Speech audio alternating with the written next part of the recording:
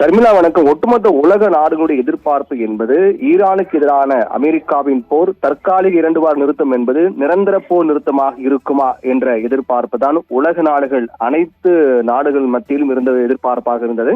ஆனால் அப்படி எதிர்பார்த்த அனைத்து நாடுகளுக்கும் ஏமாற்றமே மிஞ்சிருக்கிறது. ஏனென்றால் 21 மணி நேரம் நடைபெற்ற பேச்சுவார்த்தை தோல்வியில் முடிவடைந்திருக்கிறது. தோல்வியில் முடிவடைந்ததை அடுத்து அமெரிக்க துணை அதிபர் JD வான்ஸ் தலைமையிலான குழு அவர்கள் அமெரிக்கா புறப்பட்டு சென்று விட்டார்கள்.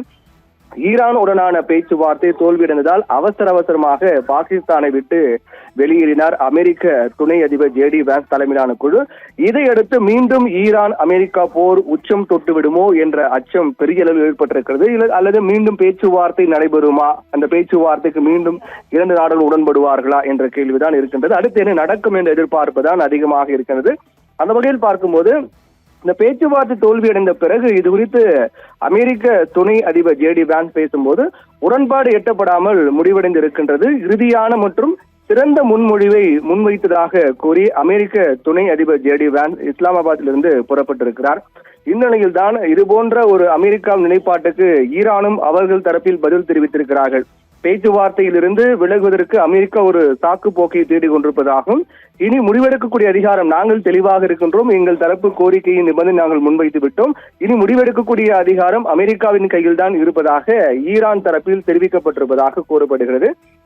தங்களுடைய தேசிய நலனை பாதுகாக்க பல முயற்சிகளை எடுத்தும் அமெரிக்கா பிடிவாதமாக இருந்ததால் ஒப்பந்தம் எட்டப்படவில்லை என்று ஈரான் தரப்பில் குற்றம் சாட்டுகிறார்கள். இப்படியாக பேச்சுவார்த்தை தோல்விக்கு அமெரிக்காவும் ஈரானும் அவர்கள் தரப்பு கருத்தை முன்வைத்திருக்கக்கூடிய நிலையில் அடுத்த கட்டமாக மிகப்பெரிய போரை அமெரிக்கா ஈரான் மீது தொடுக்குமோ என்ற அச்சம் எழுந்திருக்கின்றது. காரணம் என்னவென்றால், இதற்கு முன்பாக அமெரிக்க அதிபர் ட்ரம்ப் மிகப்பெரிய ஒரு கருத்து ஒன்றை தெரிவித்திருந்தார். அதாவது அந்த கருத்தின் அடிப்படையில் பார்க்கும்போது, நாம் ஒரு ஒப்பந்தம் செய்தாலும் செய்யாவிட்டாலும் எனக்கு எந்த வித்தியாசமும் கிடையாது. காரணம் என்னவென்றால், நாம் ஏற்கனவே வென்றுவிட்டோம் என்று அமெரிக்க அதிபர் ட்ரம்ப் தெரிவித்திருந்தார். பேச்சுவார்த்தை மேற்கொள்வதற்கு முன்னதாகவே தெரிவித்திருந்தார். வெள்ளை மாளிகையில் தொடர்பாக அவர் பேசும்போது, ஈரான் பேச்சுவார்த்தையில் என்ன நடந்தாலும் தனக்கு கவலை இல்லை என்று தெரிவித்த ட்ரம்ப், என்ன நடந்தாலும் நாம் தான் வெற்றி பெறுவோம் என்று ட்ரம்ப் ஏற்கனவே தெரிவித்திருந்தார்.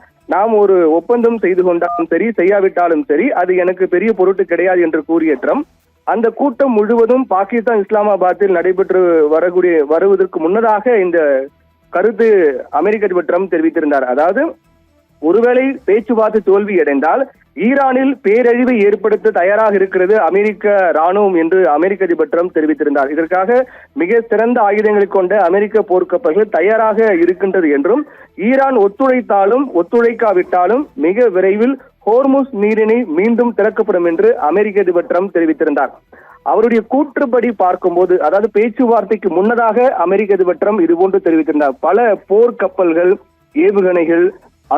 ஏவுகணைகள் மற்றும் தாக்குதலுக்கான அனைத்து ஆயுதங்களும் தயாராக இருக்கின்றது என்று அமெரிக்க அதிபர் ட்ரம்ப் தெரிவித்திருந்தார். ஒருவேளை பேச்சுவார்த்தை தோல்வியில் முடிந்தால் ஈரான் மீது தாக்குதல் தொடரும் என்ற தொனியில் தான் அமெரிக்க அதிபர் ட்ரம்ப் பேசியிருந்தார்.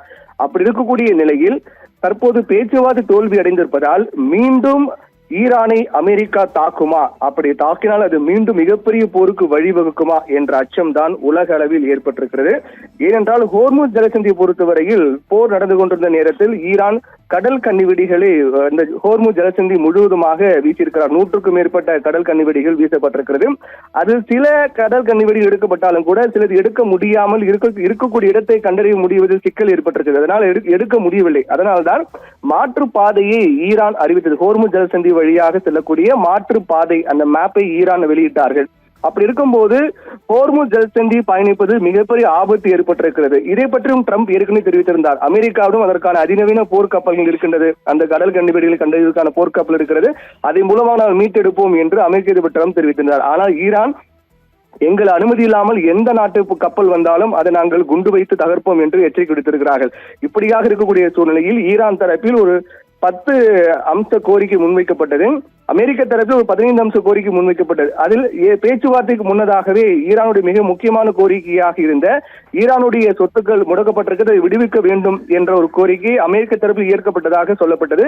அப்படி என்றால் பேச்சுவார்த்தை சுமூகமாக முடியும் என்று எதிர்பார்க்கப்பட்டது. ஆனால் மாறாக பேச்சுவார்த்தை தோல்வியில் முடிந்திருக்கிறது. இதனால் மீண்டும் போர் உச்சத்தை தொடுமோ, அமெரிக்க அதிபர் ட்ரம்ப் பேச்சுவார்த்தைக்கு முன்னதாக விடுத்த எச்சரிக்கை போன்று மீண்டும் போர் தொடங்குமோ, அந்த போர் மிகப்பெரிய அளவில் தாக்கம் ஏற்படுமோ, மிகப்பெரிய ஆபத்தை உண்டாகும் என்றுதான் உலக நாடுகள் மத்தியில் மிகப்பெரிய அச்சமாக பார்க்கப்படுகிறது.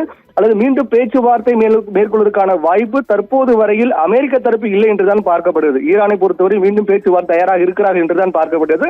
ஆனால் அமெரிக்க தரப்பில் அவர்கள் உறுதியாக இருக்கிறார்கள், எங்களுடைய அந்த கோரிக்கை அந்த அம்சங்களை அவர் ஏற்றுக்கொள்ள வேண்டும், அப்படி ஏற்றுக்கொண்டால் மட்டும்தான் பேச்சுவார்த்தை என்று அமெரிக்கா தயாராக இருக்கிறார்கள். அதை ஈரான் உடன்படாவிட்டால் நிச்சயமாக போர் மீண்டும் தொடங்கும் என்பதில் மாற்று கருத்து இல்லை. என்ன நடக்கப் போகிறது என்பதையும், போர் மீண்டும் உச்சம் தொடுமா அல்லது ஈரானுடைய கோரிக்கை, ஈரானுடைய நிபந்தனைகளை அமெரிக்கா ஏற்று, அமெரிக்க நிபந்தனை ஈரான் ஏற்று மீண்டும் பேச்சுவார்த்தை தொடங்கப்படும் என்பதை பொறுத்துதான் பார்க்க வேண்டும். ஷர்மிளா.